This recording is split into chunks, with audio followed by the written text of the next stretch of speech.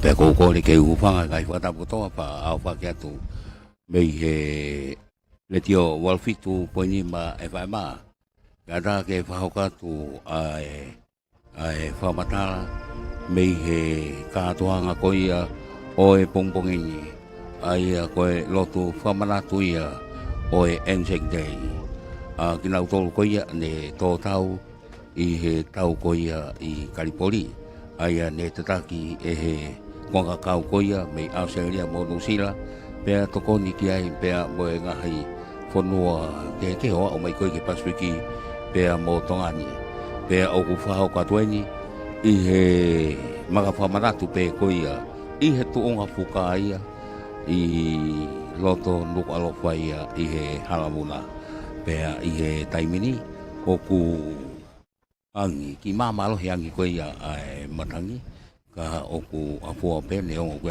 ki mosmosi o ku to holo pe i he taimini ko o si tokolahi au pito ai ka o fafe ka o papalangi pe poki ki he ka o malonga ko ia i he pule anga pe poki ki he ka o Tonga ai o ku na o ka o pataha pe mo na to ko ia konga kau ko ia pamanatu e konga kau ko ia a New Zealand pe mo Australia e tau ko ia i Kalipoli pe i he taimini foki ko he talitali pe ki he tōta ai whawhalangai ka koe lea pio ko kingi tupo wono ka i he taimini o ku kei whakapopo uri pe te ke leongo ko e hulo pe ko ia ngahi mama pe whakatonga ia tuai ai kakai kau kei whakapo uri pe he taimini Nuku'alofa i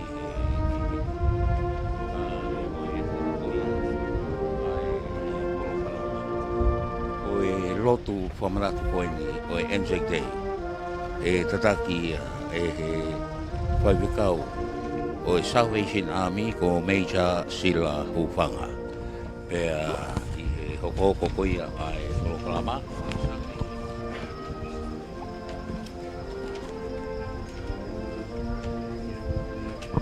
o ko ia ai Kolokalama ai ko e Master of Ceremony, ko e MC, ko Warrant Officer Make Latu. Apea i lava pe ia hono whawhailoa ki koia o e katoanga koia o e pongpongini e hoko atu lewa ki he lotu e tataki pe ia e mesia siu hufanga. Pea hoko atai pe ki he lotu ai eiki e lau pataha pe ia pe poki ki he himi ko e awa o e matu Rock of Ages e tataki pe ia e he hiwa ko ia mai moa ai mapa e hoko ko ia ai Kolokalama pe i o kono whailonga i ko ia o e aho maalolo ko ni huinga o e aho ko ni e whao kwa tuia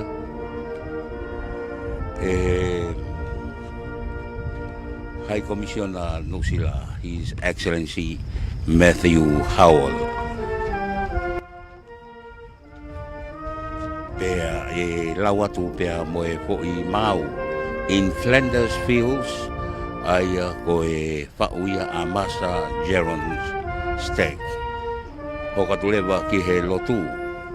Ki ha lotu e lau katoa peia e ki lau tolu kuia o ku nau i he lotu pamanatu pea hoko tulewa ki hono whatoka koia o e ngahi pare ki he maka pamanatu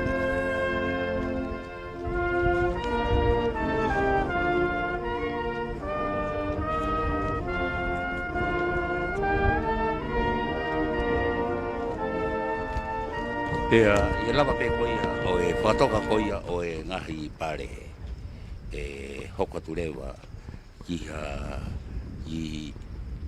he manatu merie e ko e manatu ofa ki a kina tolu koia ne tō tau i Kalipoli ai a kuhingai ai ahamarolo ai Anzac Day ai e uluaki pe ruaki pe e whakahoko atuia e ono po sa miu waipulu ko e paremia leo leo ia o Tonga pe hoko atu ki he New Zealand Defence Force aia e whakahoko atuia e Laftani Colonel Amy Davis pe hoko tu lewa ki he Australian Acting High Commissioner aia ko Mrs.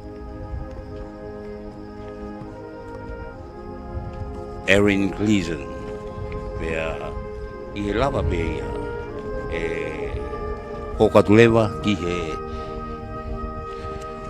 last post ai piukala i vai au no i fia ko ia last post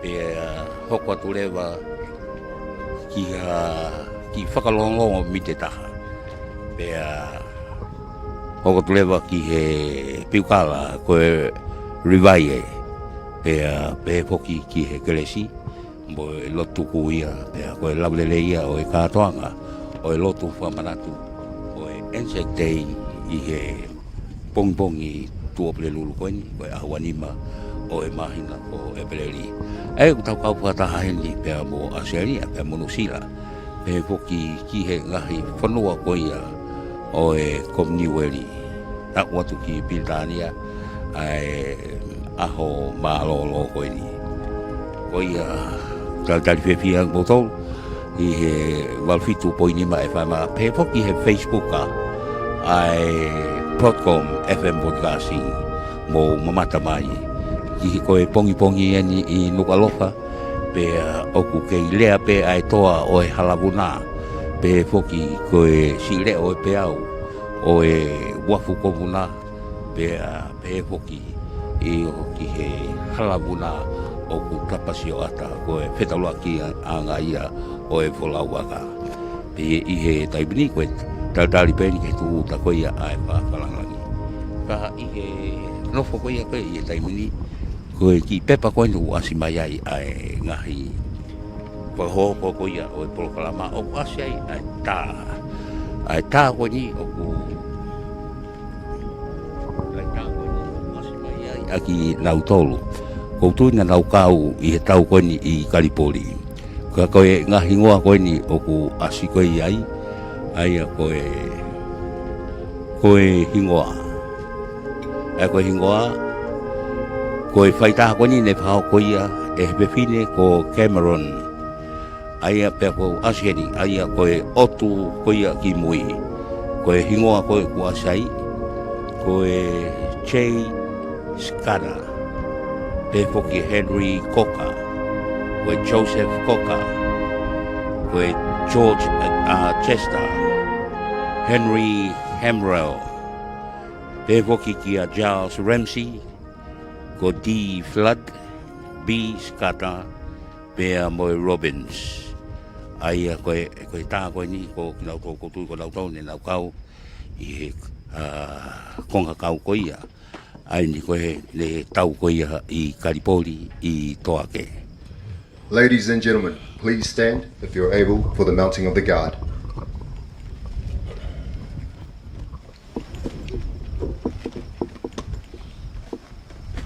Koia i he taimini oku mea kātoa ki olunga ai whakape. Te ki he raka mai koia ai kau sotia.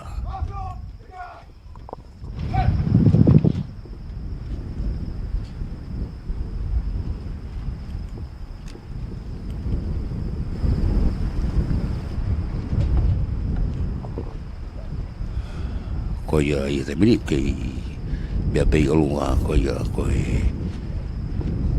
ki nau tolu heni koe ni te nau tō koia whawhiaho ki e maka whamanatu. Nau langa mai taimini.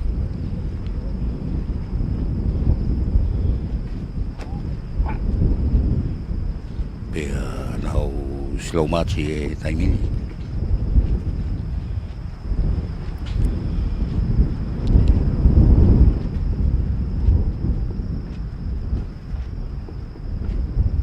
koe makapoki koe ni bawhamanatua ni le tu koe I Pangai si o hiki mai ki Pangai Lahi I he feitu koe ni o e tūnga fuka pea le tu wai pe mo ngahi mea whana whawhonua mo tolu koe maratu merie ki ngahi taimi koe ahumalolo pe ku whana mea whana pe koe haere ele afio ki tua pureanga o ku whana mea whana koe ni ka koe ni e taimini koe maka whamana tu ia kina utolu koe ia ne tō tau I he ngai tau ne nau kau atu ki ai a Tonga ni ko I he taimini ko e puka. Please remain standing for the arrival of Her Royal Highness, the Crown Prince, the To'a, and the Crown Princess, Cenotaph. Ko ia I he taimini ko e amlaki ke tu tai ni ai pinisi kalau ni ko ia ko e pinis kalau ni pinisi fotoa pea mo prinsesi sinai takala ko e walfit po ni ma FMI a pe ki e Facebook a Broadcom FM podcasting o ku mo me amai ia I he taimini mo e taltal pe a e toa kotoa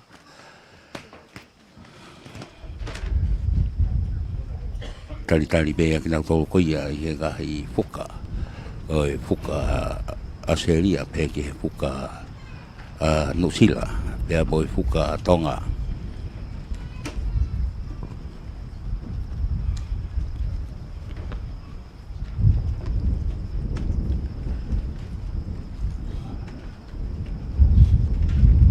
ko anga ki foki I he ngahi tau koe ko maliwatu o whetongitongi pe ai e ngopule anga Australia pe monosila hono whauko koe ai lotu whamanatu koe ni hono taraki lotu whamanatu koe ni koe taimi koe o ku whauko ai e he pule anga nusila o ku whauko pe ia ki he api me anga koe ia hai komisiona nusila ai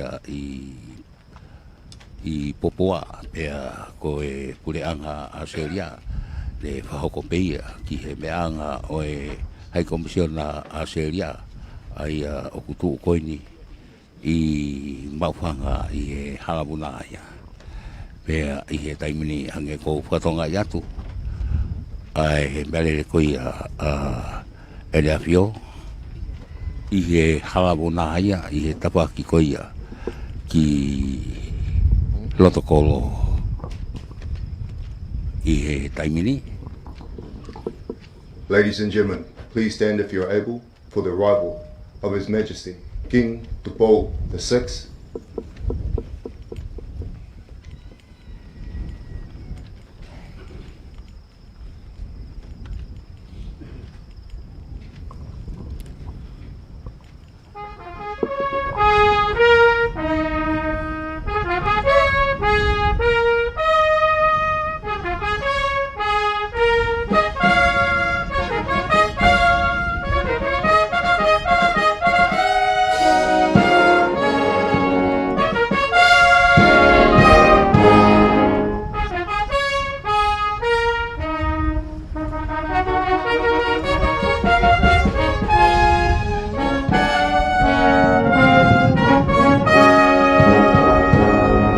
Taimini koe whenwhea ia.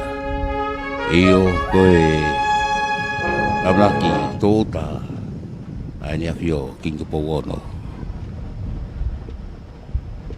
I he katoanga koe ia ai lotu whamanatu o e Anzac Day I Pangai Lahi.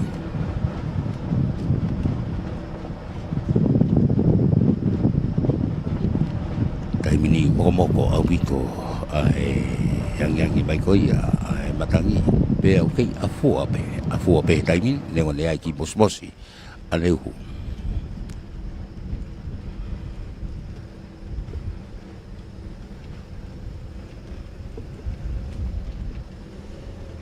au atu ai mele le koia e le afio ki he afio anga i he taimini.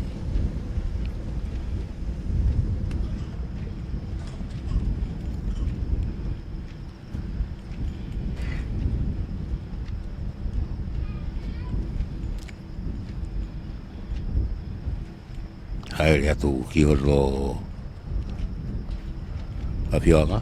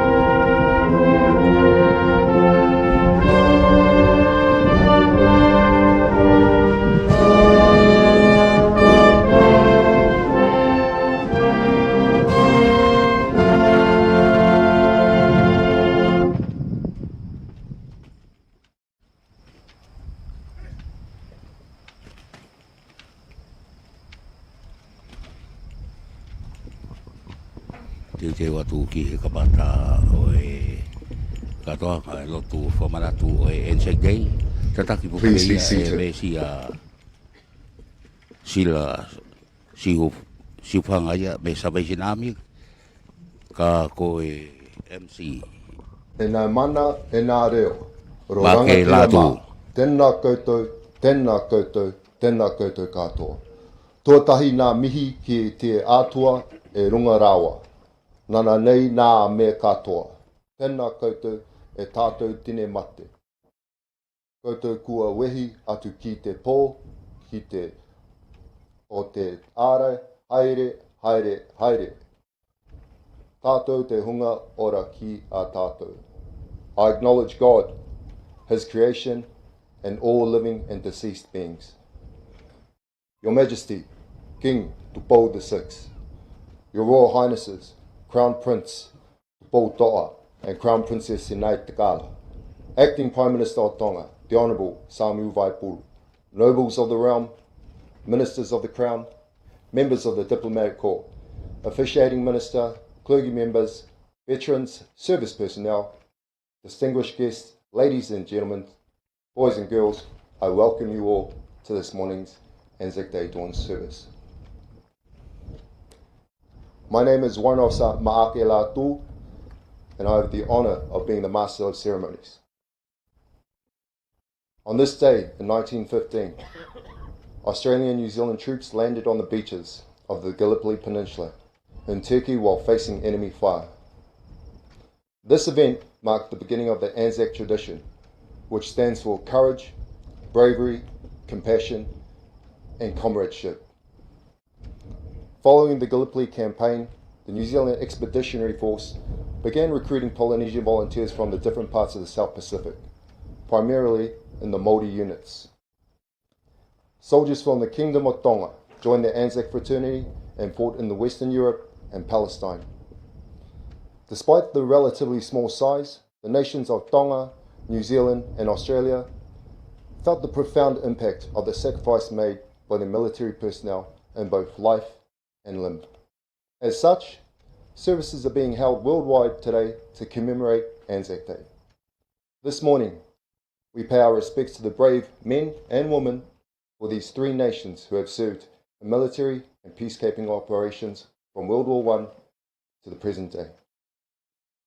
I would like to introduce Major Sila Sufanga, today's officiating minister, who will lead us in prayer.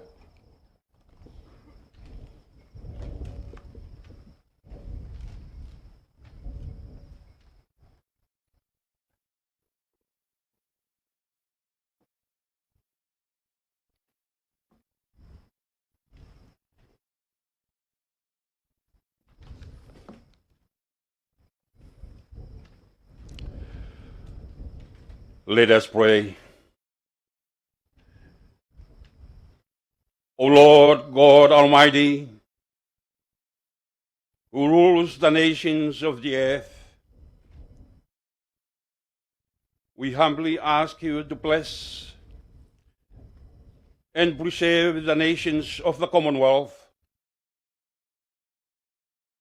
especially remembering this day the people of Tonga, New Zealand, and Australia.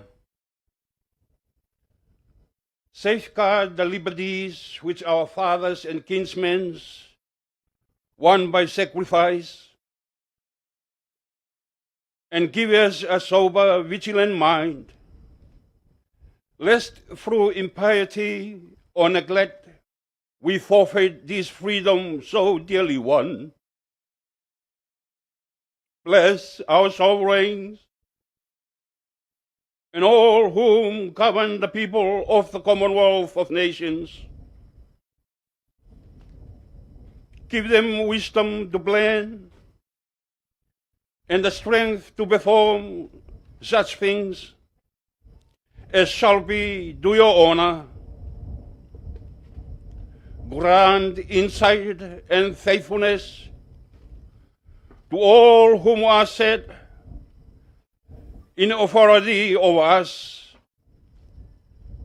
May wisdom, honor, and truth be the foundations of our lives, and may our whole trust be in you, the Lord of all nations.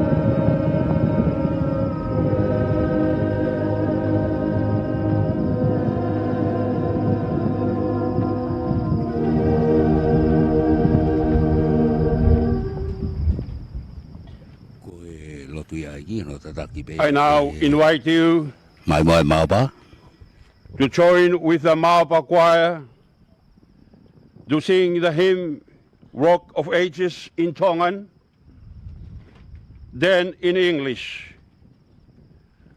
The words are in your program, And the Mapa Choir will start with introduction.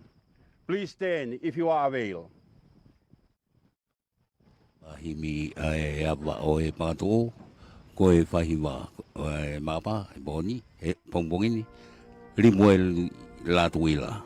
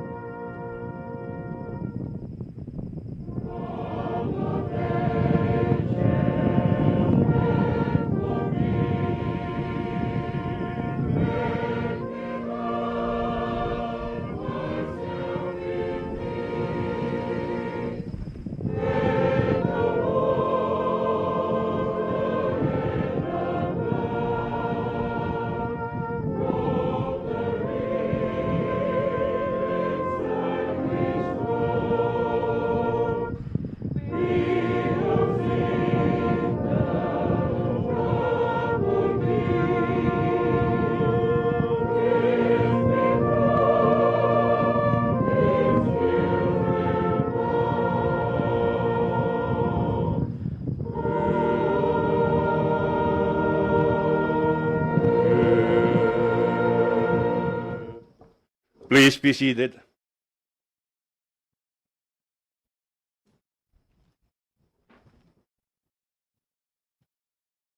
Your Majesty, King Dubo VI, Royal Highnesses, Crown Prince Tupodoa, and Crown Princess Sinai Dakala, dignitaries, and all who are gathered here this morning, I greet you in the name of Jesus Christ. We are here this morning to remember those who fought in wars in order to bring peace and unity to our nations. In the past and still is wars going on. And in the past few weeks, it's still happening. And we have been reminded again about the reality of hate and dissensions that still exist in our world. The truth is that there are many things and people that will attempt to divide us. What will our response be to these things? The question asked. I want to say today that it is only love that will unite us and bind us in peace. It was ultimately the love of the foreign soldiers and all who fought which brought freedom, this freedom to us, unity and peace. We also acknowledge that the story of God is a story of love, a story that offers eternal freedom. Jesus' sacrifice is a vivid reminder of what real love looked like. One of sacrifice, not something that is self-centered. And his actions were on behalf of us each, whether we choose to acknowledge it or not. There are many things that will try to divide us. It is only love that will unite us and bring us peace. Again, the question for us today is, how will we respond? Can we today be inspired by our fallen soldiers so that we learn afresh what it is to be people of love? Loving our wives, our husbands, and our beloved gifted children sacrificially. There is no room for violence. Choosing to love our neighbors. Choosing even to love those who are different to us. Even supposed enemies. There is no room for revenge. St. Paul once said that the only thing that counts in the freedom that Jesus has given is faith that expresses itself in love. Choosing to put others before ourselves. Jesus once said, greater love has no man than this, that he laid down his life for his friends. We honor those who fought and died for us by remembering them today. But we also honor them by choosing to live each day with others in mind, to love, and not to be so self-focused that we forgot those around us.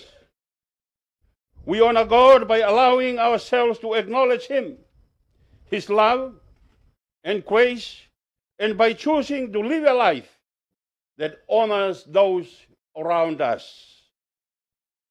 In this world, there are many things that will try to divide us, but it is only love that will unite us and bring us peace.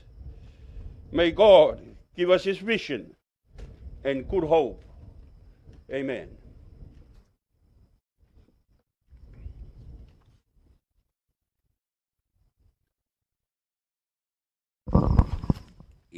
I now invite His Excellency Matthew Howell, New Zealand's High Commissioner to Tonga, to deliver his Anzac address. Koe manatu mo e whakapapa kia ki nang tolu koia ne nau kau koia I he konga kau ai Anzac ki he tau koia I Kalipori ai koe kamata peia me he High Commissioner Nusila, His Excellency Matthew Howell. Your Majesty, King Tupuono, Your Royal Highnesses, Crown Prince Ulukala Tuputoa and Crown Princess Cenotaph, Acting Prime Minister, Honourable Samiu Vaipulu, nobles of the realm, ministers, Acting Australian High Commissioner, ambassadors and colleagues from the Diplomatic Corps, Brigadier Lord Filikepa, and members of His Majesty's Armed Forces, members of the Australian and New Zealand Defence Forces, veterans, servicemen and servicewomen, members of the clergy, distinguished guests, ladies and gentlemen, friends. Nō rai rā, tēnā koutou, tēnā koutou, tēnā koutou katoa. I extend greetings to all of you as we join here together to mark Anzac Day, a tradition which unifies New Zealand, Australia and Tonga, and we are honoured by the presence of His Majesty to mark this day. Each year we gather to remember and to pay tribute to those who have served in military conflicts and peacekeeping operations, those who have given their lives, those who have made sacrifices in defence of our countries and in service of peace. On this day, just before dawn in 1915, the Australian and New Zealand Army Corps, the Anzacs, first landed on the beaches of Gallipoli. By the end of the campaign, over 130,000 soldiers were killed and 500,000 injured. The small cove where the Australian and New Zealand troops landed that day was quickly named Anzac Cove, and soon Anzac was being used to describe all of the Australian and New Zealand soldiers fighting on the peninsula. Later, it came to mean any trans-Tasman group of service people, and over time it has come to symbolise the Anzac spirit. The Anzac spirit was forged on that peninsula in those shared horrors. But the spirit is not about loss. It is about endurance, and courage, compassion, and camaraderie. Anzac Day is, of course, also a day of remembrance for Tonga. 91 Tongans served overseas in World War I. Most were part of the New Zealand Expeditionary Force and the Pioneer Māori Battalion. Today we commemorate all Tongans who served. To pick one name, to pick one story from the many, today we pay tribute to Corporal Sione Taliauli from Kolofo'o. He signed up to serve and returned twice to the front in World War I. He died in Palestine in 1918 and is buried in Israel in a cemetery that lies on the plains looking towards the hills of Judea. The news of his passing and his medals did not arrive to his son and his aunt in Tonga until 1923, 5 years after the war had ended. To those, like the corporal, who did not return home, and to those who did return home, and to the veterans who are here with us today, we thank you for your selflessness and for your sacrifice. We remember those who fought in the world wars, in Korea, in Malaya, in Vietnam, in Bosnia, in Afghanistan, in the Solomon Islands, and the many, many other peacekeeping operations. For many of us, there will be a personal link to today, as we remember loved ones who gave their lives or were impacted by war. For myself, this is a day to remember both of my grandfathers and my grandmother who served in World War II. And I proudly wear the medals of the service medals of my grandfather, Alan George Lynn. The war took him to North Africa, to Monte Cassino, to Trieste. And standing here in the Kingdom of Tonga, I also think of Private Joseph Mianata. Joseph was a keen boxer and worked at the Nuku'alofa club. It was at that club that he met a New Zealand Army recruitment officer. He enlisted and joined the Māori battalion. He and my grandfather followed the same path to North Africa, to Egypt, across the Mediterranean to Italy. Both fought in the 8th Army. Both were awarded the same medals, and both returned to New Zealand after the war, alive but undoubtedly changed. These stories and these links are myriad. They connect Tonga and New Zealand and Australia in some of the most defining moments of our history. Together, we have long contributed to global peace and security, and all play an active role both in our Pacific region and in the wider world. And these strands continue. This month, the defence personnel from Tonga, New Zealand, Fiji, Papua New Guinea, Australia, the United States, the United Kingdom, Japan, and New Caledonia are undertaking a joint exercise in Hawhai. This is just the most recent example of these enduring bonds of cooperation between our countries. Together, in continuing this partnership, we mark this day for reflection and remembrance. As a new dawn rises, we remember and we honour the fallen who never returned and the sacrifices that they have made to help shape our nations and shape the world we live in. We gather here today, united in peace, and we will remember them. Ka maumahara tonu tātou ki a rātou. We will remember them.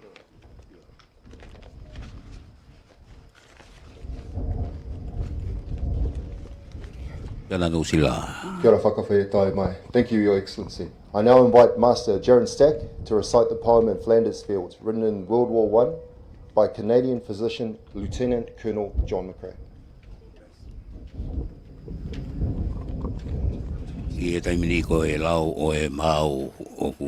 In Flanders Fields. In Flanders Fields, the poppies blow between the crosses, row on row. that mark our place, and in the sky, the lark still bravely singing, fly scarce heard amid the guns below. We are the dead, short days ago. We lived, felt dawn, saw sunset glow, loved and were loved, and now we lie in Flanders fields. Take up our quarrel with the foe. To you from falling hands we throw the torch. Be yours to hold it high. If ye break faith with us who die, we shall not sleep through poppies grow in Flanders fields.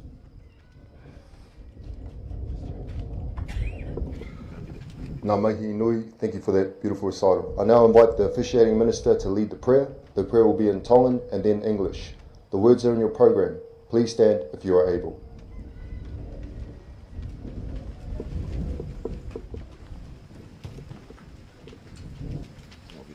Ki tau lotu, let us pray together. E ki lelei, a ko i ki mautolu, he kutau ke mautau hikoe, ke mau fuaki o ikai lau hamore, ka ke mautau o kātaki i e mamahi, ke mau tōtō iwi o ikai hamalolo, ke mau ngā ue pe ikai kore hatotongi, ka i he iloi o ku mau whai o whinangalo, e ki e ko mau o tua, Amen. Teach us, good Lord, to serve you as you deserve, to give and not to count the cost, to fight and not to heed the wounds, to toil and not to seek for rest, to labor and not to ask for reward, except that of the knowing that we do your will, O Lord, our God. Amen.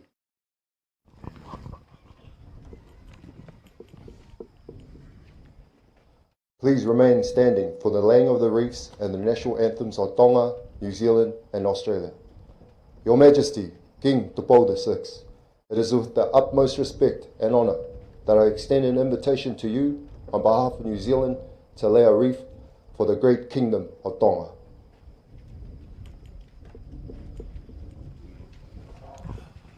Koia i he taimini e hoka tulewa ki hono whakatoka o e ngahi pāre koia i a ginau tōru ne tō tau koia i he tau koini i Karipoli. Uhinga i a pongpongini pea koe ruaki pāre watoka meitonga koe nea whio ko kingi tupo wono.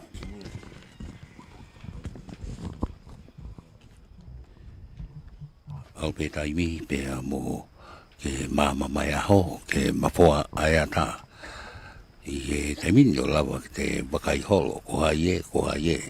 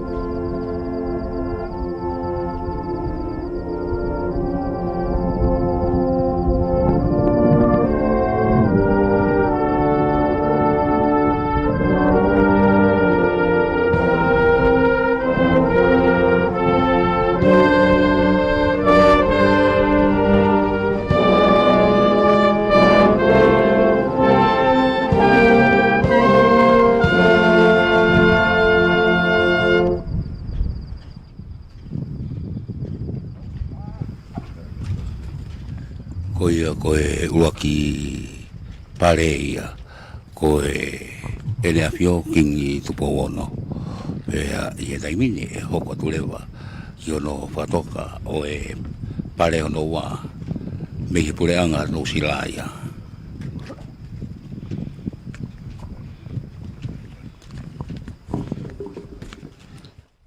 I now invite His Excellency Matthew Howell, the High Commissioner of New Zealand, to lay a wreath on behalf of Aotearoa and New Zealand. I e taimini ko e pare e whikaua ia ko e hai komisiona ia no sila I Tonga ni. His Excellency Mr. Matthew Howell. Ko I e taimini kamata ke mapua aiata pea ke hopo hake mo la o kua ke ai manatu mo e ofa kia ki nau tolu ko ia ne tō tau I he tau ko ia I Kalipoli mei he koka kau ko ia ai Anzac a seria mono sila pea kawati ai ko e ngahi whanua o e Pasifiki tūtapaki iango whanua ko ni tokoni he tau ko ia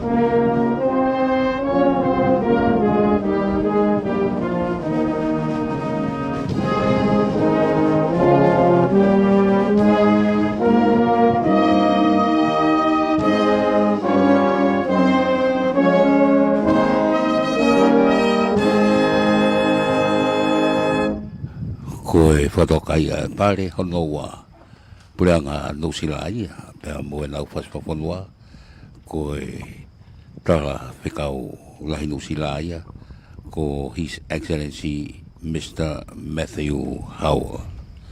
Te watu ni ki he whatoka ai pare hono tolu.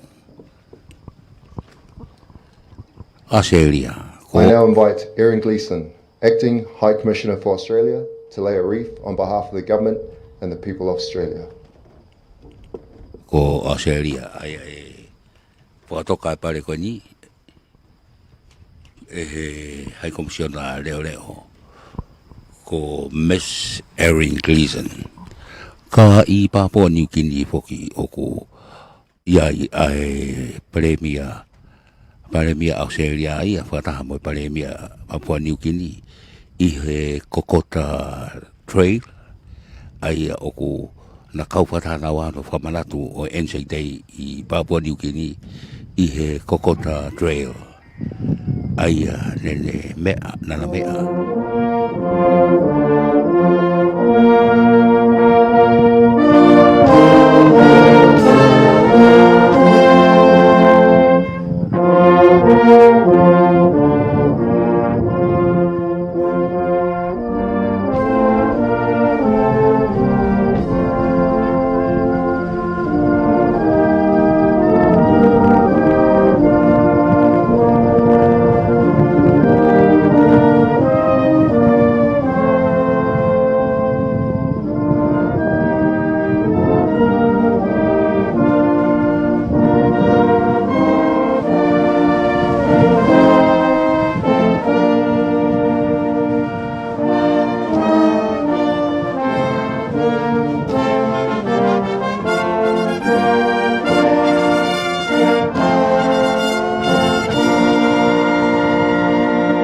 In joyful strain, then let us sing Advance Australia Fair.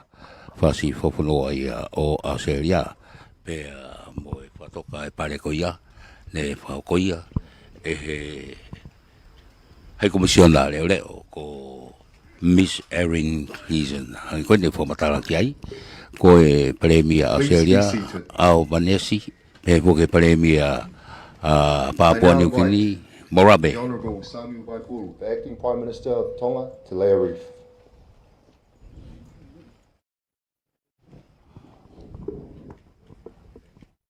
Hoko tulewa ki he whatoka o e pare hoko ko e Premier leo Tonga Samuel Kuita Waipuru.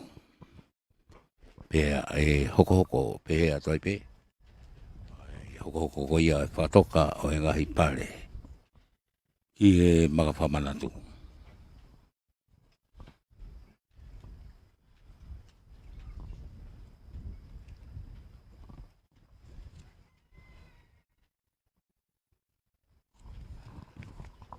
Io he koia koe whamatala koe a Albanese pare mia Australia pea mo Morape pare mia a Papua New Guinea na whataharau a whamanate Anzac ki Papua New Guinea. Hoko hoka nulewa ai whatoka ngahi pare mei he kinau tolu koia.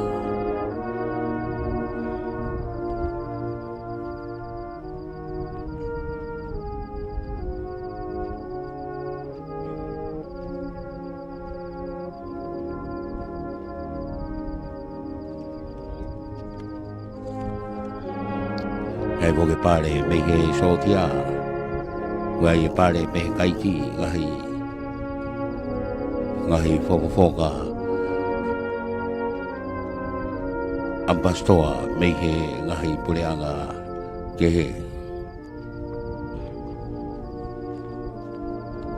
Io, kai hoka te whamatala koe ki Albanese mo Morape, pe koe kilo kilomita tanima e na lue ai e Kokoda Drive tanima e na foki. Whiunga tonu ia. Other head of missions and honorary consuls to lay a wreath on behalf of their Whiunga respective tonu ia countries. pea mo Anzac Day i he ahoni e whahoko i pe i Kokota Trail ano whamanatu o Anzac Day i Papua New Guinea. He oku mau inga foki ai trek koe ni. Ai ngoi Papua New Guinea. He koe pehe koe Kokota Trail le tō tāwai hakau Australia tō lau ia whe tupu. Aia ne lau whalawat koia me Australia i he kamata koia ai ohofi koia e Siapani koia e Pasifiki a umai koe ki Papua New Guinea. He koe hoko pe ai Kokota Trail hoko atu ki Port Moresby hoko atu ki Australia koia ne malu ia koia o me kau konga kau ka Australia ke lau i he Kokota Trail i Papua New Guinea ke tawhi ai kau Siapani iai pea ne pehe ne tō taua he toko lau ia whe tupu i he konga kau koia a Australia ka na e lawa le lei pe wharaha pe pea mo e toko niatu me kau Papua pea mo e kau sotia ke i hono tau whikoe ni ai oho koia mei Siapani ia koia o pea oku whaistoria i Papua New Guinea ai ongo pare mia e ua oku na nofo i he oku na tautu tonu i he mea i he pureanga tonu na whakataha i Papua New Guinea Australia mo Papua New Guinea Albanese pea mo Jay Morabe.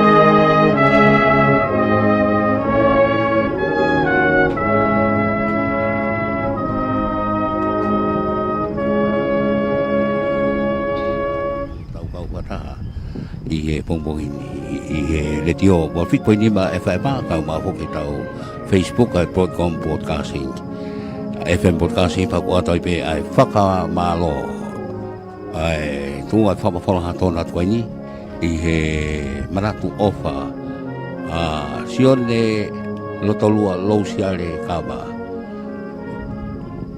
Captain United States Marines retired Desert Shield Storm Vet Pepoki ki he US Army Officer Tevita Lausiale Kava Robert Lausiale Kava Pemo Lausiale Kava Aia ko enau manatu ofa ini ki he enau tangata eiki mo enau kui ko e palahame kifi Lausiale Kava aia nane i he tau malo i whanua ato ngā me he tahiwani mataha ke tahiwani minima kua malo atu mo loto honga ia moni e sione kawa iai o whalahi atu a koe talo whalama Samoa ko ia wate wha malo ki he whamiri ko ia mo i manako ofa ki tata iki ko ia kifi Lausiale Kawa ko ia wate whamalo o loto honga moni Iyo kamata ke hopo hake aila o wake tau maratu mo ofa kia ginau tolu ne tō tau i he ngahi tau o ia mamani kau ai ma tau wana i Kalipoli ko uhinga ia o Dawn Service ko Dawn Prayer Service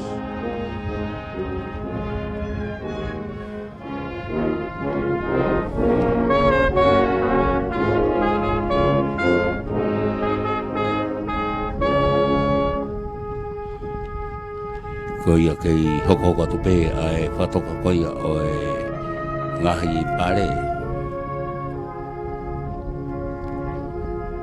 pe mo ifi pe ko ia ai tau palo i ai le awhio lau whakatu ai ngahi pasi Aloma Johnson ko ambassador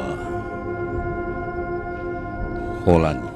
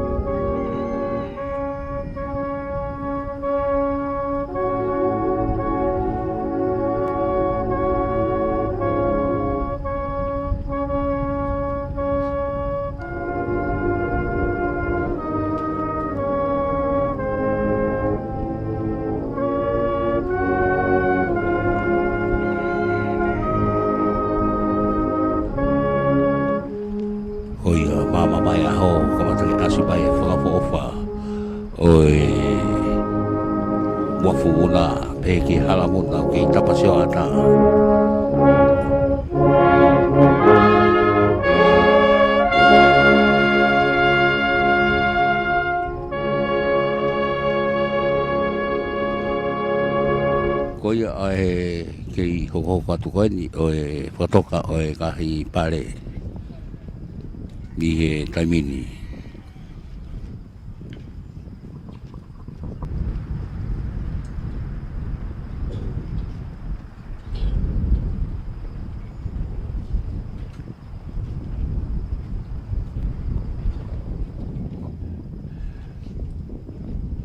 Ko ia i he taimini whatoka i atu ki he tukupare koe ni hoko ko ambassador ni Siamane mo Switzerland ko Carl Senf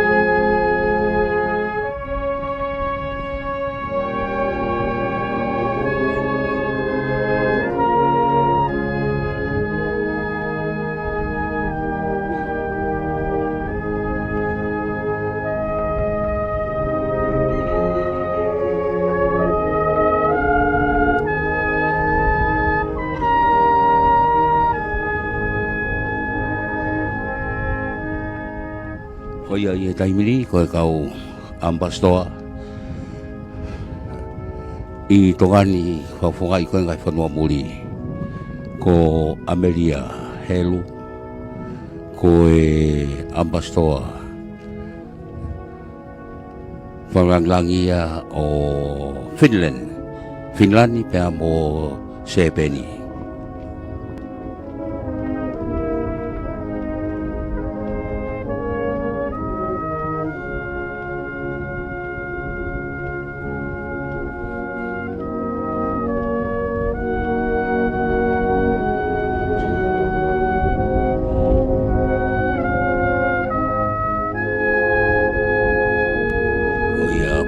Papa ai ambastoa palanglang koia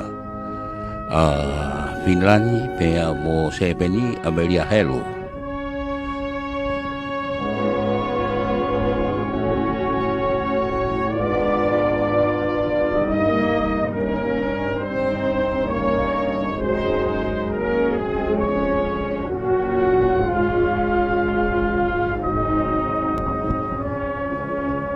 tonga bea mai foki ki he whamafola koe wa whitpoini ma FIMA ia retio pe ki he Facebook a koe ai Podcom FM Broadcasting tunga ngalelei koe whala mo mapuna koe o kifi lo siale kawa sale kawa pe ki he whala hon kotoa e plahame ka koe tukupare hoko ia koe whafofoka koe ampastoa ia o pule anga Jack Republic i tongani ko Rubina Nagao.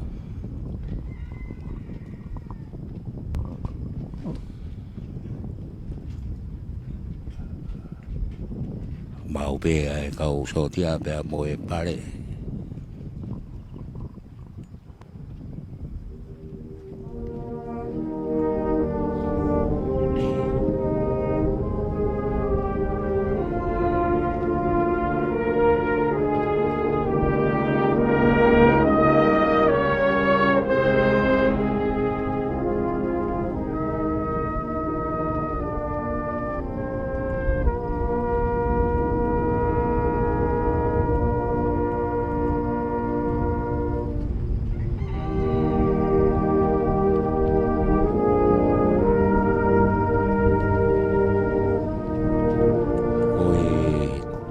Tupare hoko koe ambastoa whakalangangia o Korea.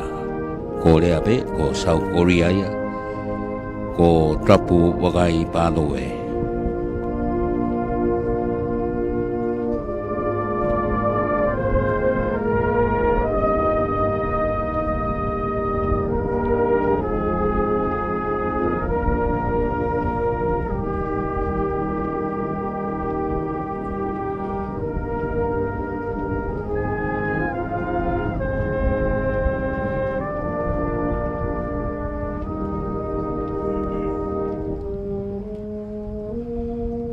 Koe whatoka pare hoko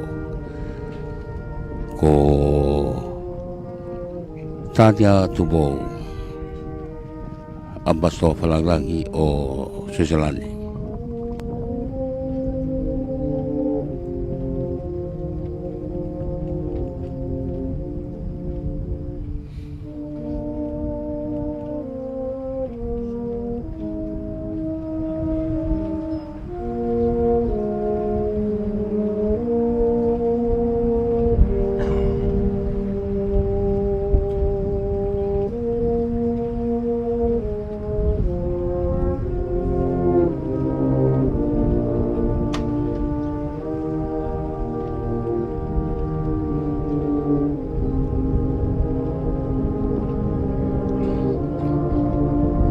Invite the following to lay a wreath. From His Majesty's Armed Forces, Brigadier Lord Filigepa, New Zealand Defence Force, Lieutenant Colonel Amy Davis, Australian Defence Force, Major Caroline Fairs, and the Tongan Veterans Association representative.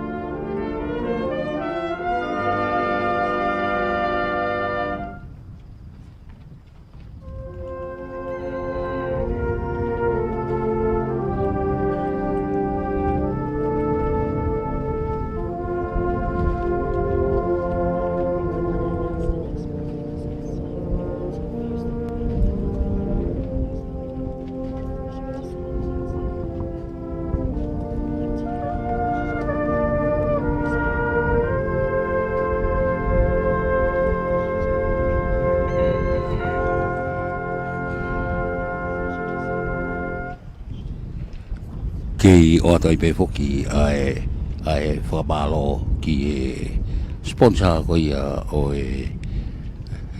katoa ko ia o pongpoini ai lotu whamanatu o Anzac Day atu ai whamawha haton ko ni ma tu ofa ia sione loto lua lo siare kawa kapteni United States Marines retired Desert Shield Storm Vet pe foki ki US Army officers ka lautol ko ni David Losiare Kawa, Robert Losiare Kawa, pe mo Losiare Kawa. Ko e nau manatu o whaia ki e nau tata eiki, mo e nau kui ko Abraham e kiwhi Losiare Kawa. Ai anane i e tau malu whanua ko ia tonga me taiwani mataha, taiwani minima. Ko ia whamalo atu, pe mo loto honga ia mo ni Sare Kawa, malo. Whamalo atu e whaala mo mapuna.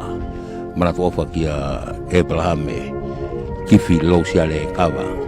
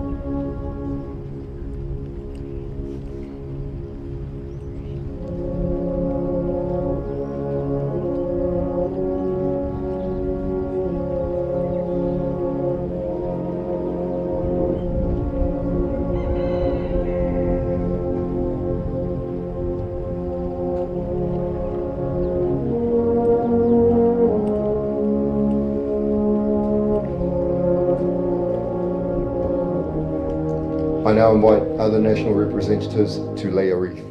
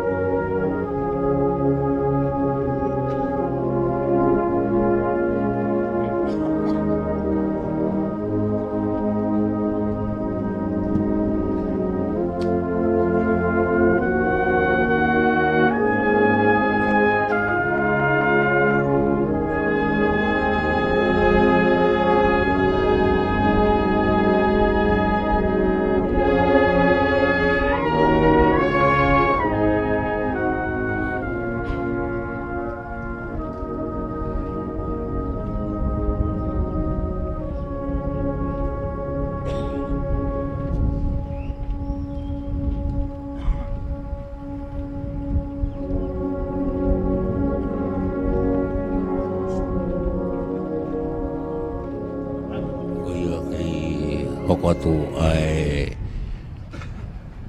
tupare ko ia ki mounga ai ko e komisiona polisia na pe hoko ko pe atu ai pe mo e tata pe fi ai pe mo tol ko ia tau ka fata i Facebook ai Broadcom FM broadcasting ko tui ko to Lahi o kuna o manatu melie wai ai loi mata manatu melie ia ki nau tolo ko ia o ku to tau ko ia i he tau ko ni i Kalipoli pe ko tu i wai to Lahi ia o nau kau fata hai mamata mai ko na me tu pule anga i he loi mata pe ko fie ia i he wakai mai ki he feitu ko ia ne nau I o ko nau lau kau anga I ne nau pole pole ai ai lalo wa fuko buna pe ki halabuna o tapasiota ko tata fi motol tono tevi ke boka taswilan ka wa fokia tonwiglani o Samway mataire mo motol ko ya tau ka wata pe fitu ko mo ai I he tapa o maman flipe o wai tata fi motol o tu mo fi mo mana tofa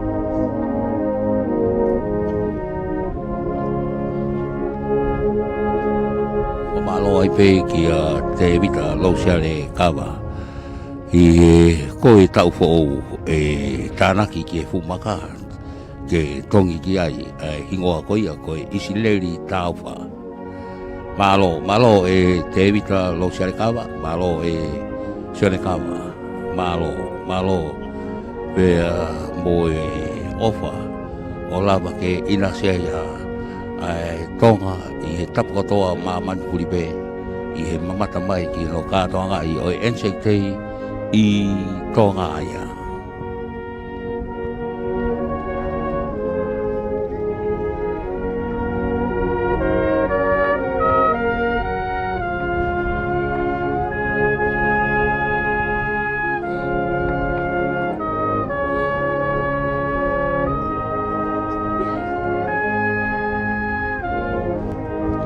Io wahi Vasai Beia me he taumalo I ene apio Royal Cause of Musician mo ngahi pasi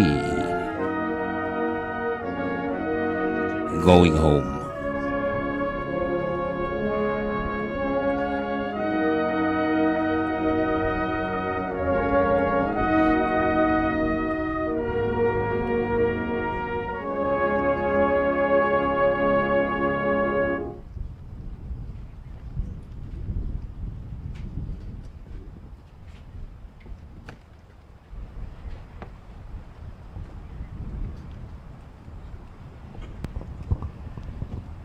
Koe tau kaha au I he makakoni I he whamanatu kautau tau ko I now invite other te vita lo representatives siare and kawa members of the public to o come ne forward and lay their wreaths. whapapau mai tohi kia hingoa pe moe Israeli tauwha.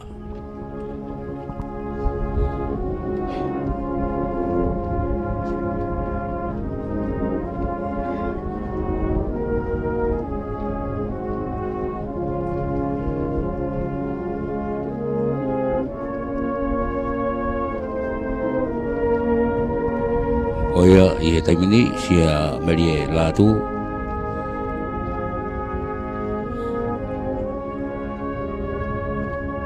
koe ambastoa ia tonga sia ina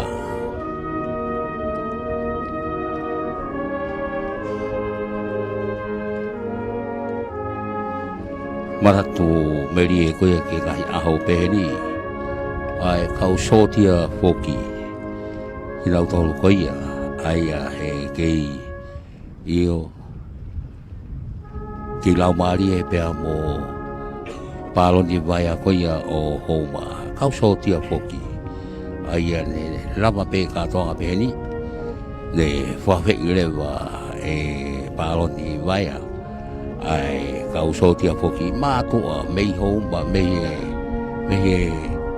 gahi feitu ko toa aku ai kau so tia foki kau ai mo nuni hapa fa fe ki hono api me anga pe me ai lewa tau whaosi ke pā koe sotia ani koe i tauriki ia. Koe ia kono whakalangangi ia o kinau tauru. Ai kau sotia poki mo e te maupe e te whiawhia mo e te ori ia. I he nau tau aki whamatariri. Sotia ngahi laise. Koe sotia kai haa vesawasi he kaumate. Mangahi tala noa pehe o kunau. Whakataki he taimi peheni koe ni lava katoa koe ni hono lava pe koe ia mei he talitali koe ia anu silap koa seria tena hoko to lewa ki api mea koe palon vaya pea mea i kai paa sotia pea i he lava pe ia toki fetuku tātaha pe nau tolu e sotia ki nau api tangtaha.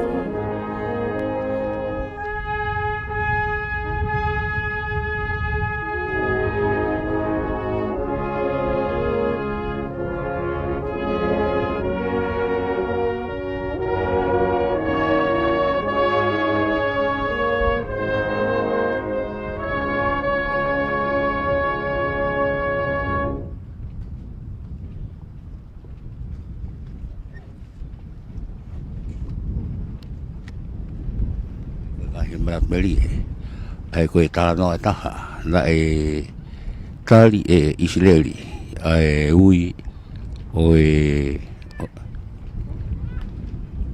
i agahi manatu meri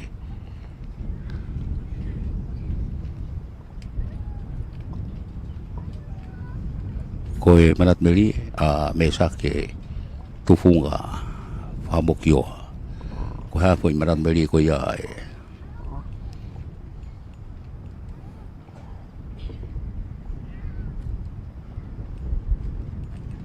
Paula kala mai o wani koe kaiti i he taimini nau tuku pare.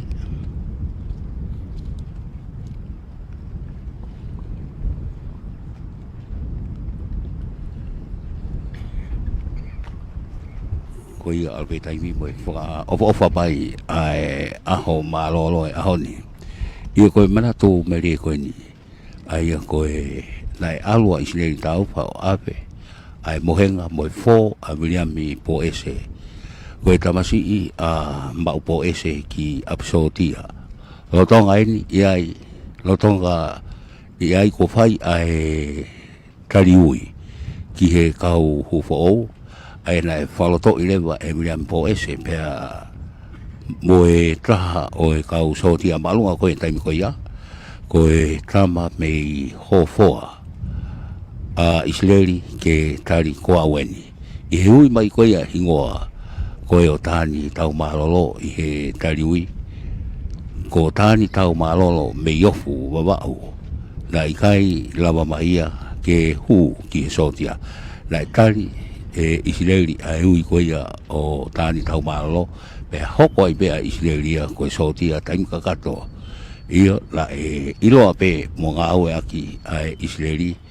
E kau sotia ka i he rekoti whaafisare ko tāni tau malolo. I o ngahi maratu meri ka mo ngahi mea ke mauai e tau kata ki ngahi sotia ia o e taimi koe sotia o e tau lerei o e taimi koe i tongania. We will now recite the Ode of the Remembrance from Robert Lawrence Bignon's poem For the Fallen. I invite the Acting Prime Minister to recite the Ode in Tongan, then the New Zealand Defence Force will recite the Ode in Te Reo Māori, and finally, the Acting High Commissioner for Australia will recite the Ode in English.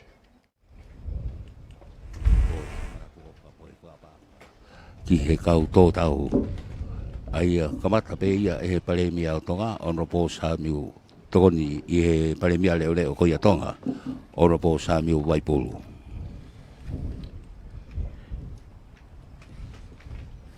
E I kai te nau te motua. O hange koe hohoro ke motua ki tau tolu. E I kai hatoe ngosia. Pe hatoe liu I o nau ngai tau. E tō I fua la pe moi pong I fuaki.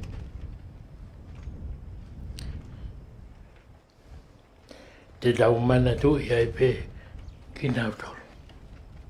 Koe maratu ofa ia mo whakapapa ki he kau tō tau I he taimini. Ai o ne kapata tuia e he premia leo leo. E kōrera rātou e kaumā tuatia. Pēnei ia tātou kua māhui nei.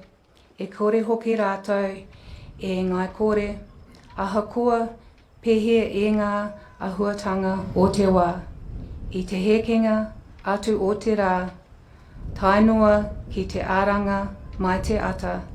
Ka maumahara tonu tātou kia rātou. Wādu sila. Koe maratu ofa ia, I rea whamauri, whakatuia, e he defense for They shall not grow lieutenant. old, as we that are left grow old. Age shall not weary them, nor the years condemn. At the going down of the sun and in the morning, we will remember them. We will remember them, lest we forget. Koe whausi ia o e whakapapa poe maratu ofa. We will now have the last post, Peki followed a. by 1 minute silence, then the reveille. Please stand if you are able. Pau atu e he premia leo leo ia. Koe hai komisiona leo leo. Puleanga Seria ko Miss Erin Gleason. I he taimini ko last post.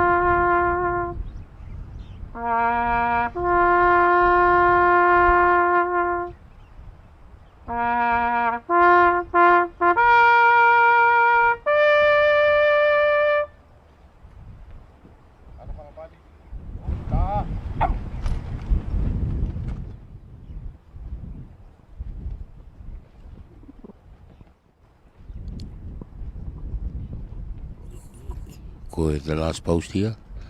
Taimini koe whalolongo miniti e taha koe whakapapa ki he kau tōtau. Pea I lapa peia e hoko atu ki he piukala koe rivaie. Pe hoko tai pe ki he keresi.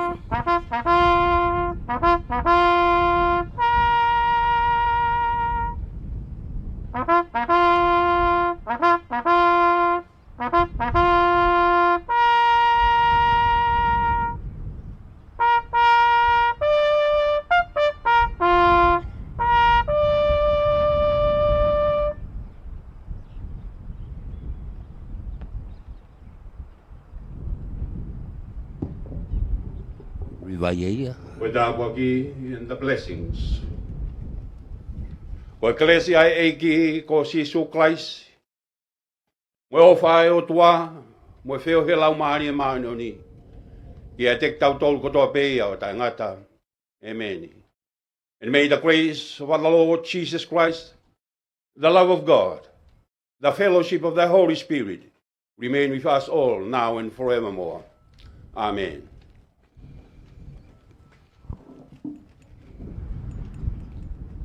Please remain standing for the playing of the Tongan national anthem and the departure of His Majesty, King Paula VI and their Royal Highnesses.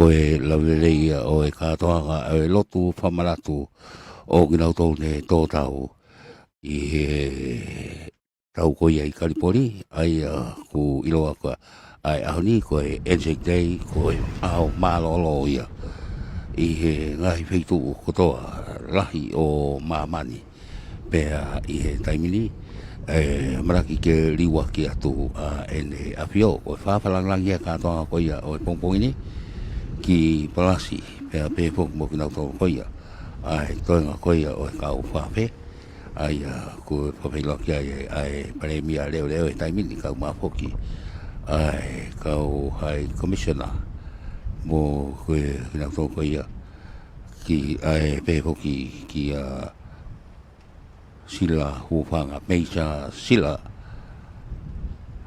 hufanga ia koia koe lavele ia o e katoanga o whawhiwhia pea molumalu pea whamawhana mo whakalau maari ai pongpongini ne whaukatuia i Pangai Lahi i he maka whamanatu i he Pangai Lahi ai koe tōtaha koe nan tataki ai lotu whamanatu e pongpongini ko Mesia Sila Siwhanga o e Salvation Army pea ko e tokoni kai i he ngahi whasi ai pongpongini ko i whipeia ai Royal Corps of Musicians ai tau malu e ania whio pea pehe foki tokoni me he maopa mo e nau whahiwa ko Limueli Latu ila pehe foki ki he pule koia i he kauiwhi ko Oka TV mano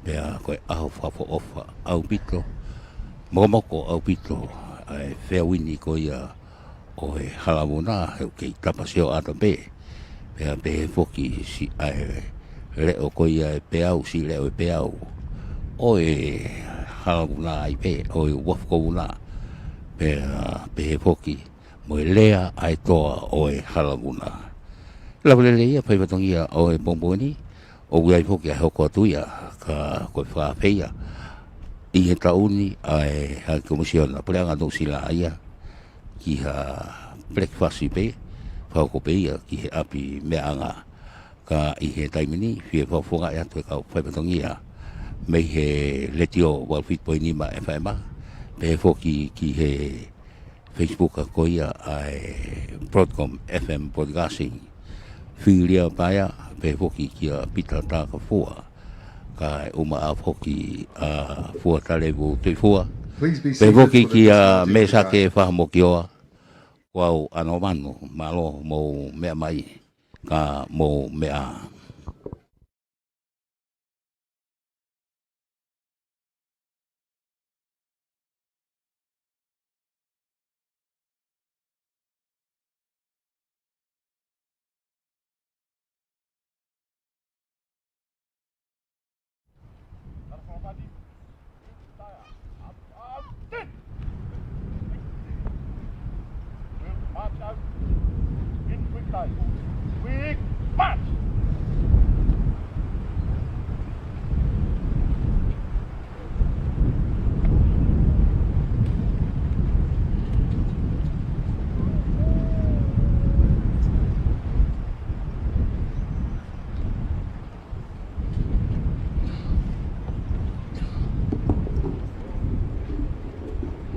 As the Anzac Day dawn service comes to a close, I want to extend my sincerest gratitude to each and every one of you for joining us at this early hour. Thank you for your commemorating the bravery, sacrifice of our fallen soldiers. Your presence here today is a testament to the enduring spirit of our community. Nō reira, tēnā koutou, tēnā koutou, tēnā tātou katoa, mālo o pito.